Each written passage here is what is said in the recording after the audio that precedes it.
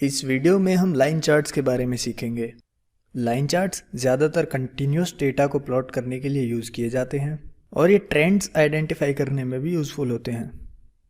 Example के लिए अगर हम डेली सेल्स को लाइन चार्ट्स में प्लॉट करें तो हम टाइम के साथ सेल्स में डेली फ्लक्चुएशन देख सकते हैं।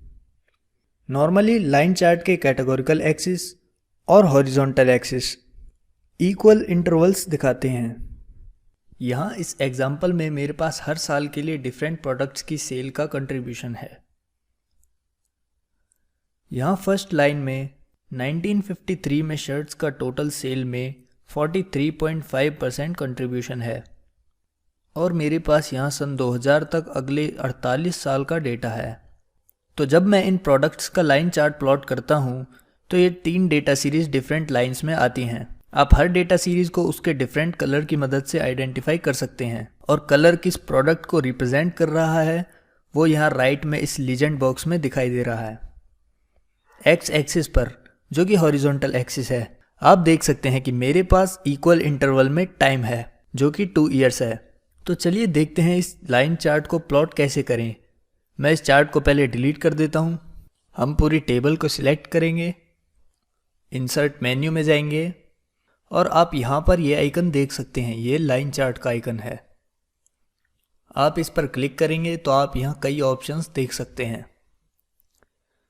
तो जैसे Excel automatically X and Y axis की वैल्यू आइडेंटिफाई कर लेता है तो हम यहाँ रिकमेंडेड चार्ट यूज़ कर सकते हैं, जो कि मैंने बताया था कि 1 क्लिक मेथड है। आप यहाँ इस टेबल के लिए लाइन चार्ट ये देख सकते हैं।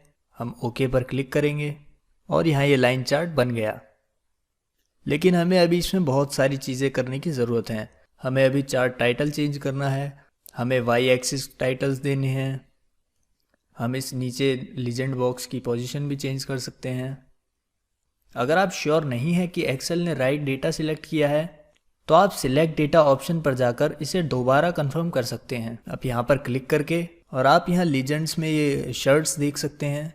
आप इस पर क्लिक करेंगे और यह सीरीज़ नेम में शर्ट्स है जो कि करेक्ट है और सीरीज़ वैल्यू C6 से C53 तक है तो ये भी करेक्ट है। तो इसी तरह आप बाकी सीरीज़ के लिए भी चेक कर सकते हैं और अगर ये सारी करेक्ट हैं तो आप इसे यूज़ कर सकते हैं। और हॉरिजॉन्टल एक्सिस पर हमारे पास 1953 से 2000 तक ईयर्स होने चाहिए। एक्सेल इन्हें ऑटोमेटिकली पिक कर लेता है, लेकिन अगर किसी केस में एक्सेल ने इन्हें ऑटोमेटिकली पिक नहीं किया या गलत पिक किया है तो आप यहाँ एडिट बटन पर जाकर रेंज सिलेक्ट कर सकते हैं। ओके पर क्लिक करते हैं।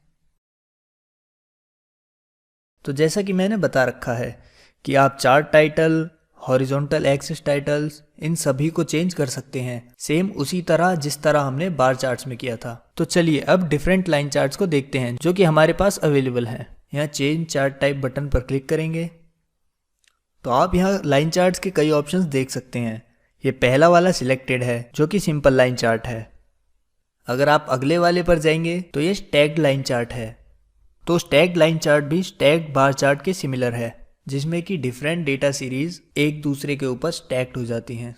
तो आप देख सकते हैं कि यहाँ पहले हमारे पास शर्ट की डेटा सीरीज है और उसके ऊपर पैंट की वैल्यूज़ हैं और उसी के ऊपर बाकी अदर वैल्यूज़।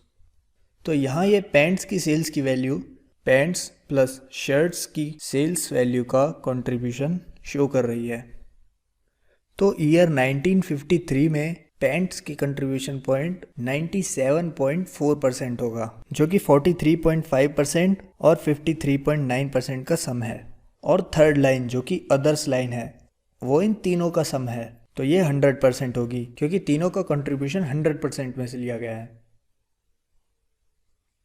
तो ये स्टैक्ड लाइन था। अगला है 100% स्टैक्ड लाइन। तो इस केस में हमारी टोटल वैल्यू 100% है तो ये दोनों चार्ट सेम होंगे। लेकिन जिस केस में हमारी टोटल वैल्यू 100% नहीं होगी तो ये 100% स्टैक्ड लाइन सारे टोटल्स को 100% में कन्वर्ट कर देगा और टोटल परसेंट के रूप में उस प्रोडक्ट का कंट्रीब्यूशन दिखाएगा। तो जैसा कि पहले बार चार्ट्स में बताया था कि ये डिफरेंट प्रोडक्ट्स के कंट्रीब्यूशन को टोटल से कंपेयर करता है। अगला है लाइन विद मार्कर्स।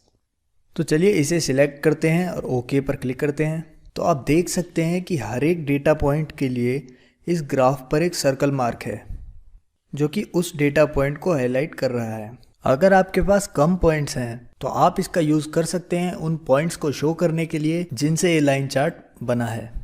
बाकी एकदम सिंपल लाइन चार्ट के जैसा ही है, बस इसमें मार्कर्स हैं जो कि इंडिविजुअल डेटा पॉइंट्स को आइडेंटिफाई कर रहे हैं।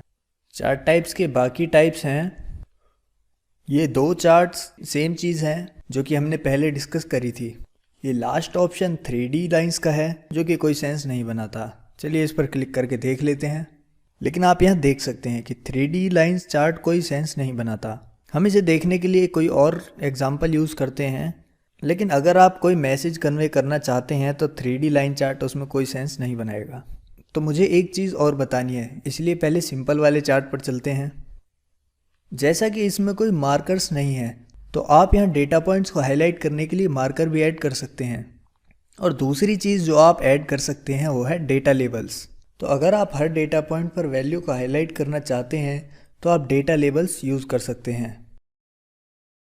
तो अगर मैं डेटा लेबल्स पर जाता हूं और इन हर ऑप्शंस पर माउस को होवर करता हूं तो आप देख सकते हैं कि यहाँ वैल्यूज़ लिखी आ रही हैं। तो यहाँ हमारे पास काफ़ी सारे डेटा पॉइंट्स हैं, जिससे कि हमारा चार्ट भी टेढ़ा मेढ़ा हो रहा है और ये देखने में भी अच्छा नहीं लग रहा। लेकिन अगर आपके पास कम डेटा पॉइंट्स हैं और आप हर इंडिविजुअल पॉइंट की वैल्यू को हाईलाइट करना चाहते हैं तो मैं रिकमेंड करूंगा कि आप डेटा लेबल्स को यूज़ करें, जिससे कि आप हर एक डेटा पॉइंट पर उसकी एक्चुअल वैल्यू देख सकते हैं।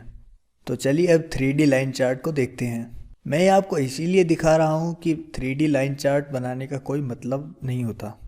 तो यहाँ हमारे पास इन 3 शहरों की पॉपुलेशन का डेटा है डिफरेंट ईयर्स में। अगर मैं इसका लाइन चार्ट बनाता हूँ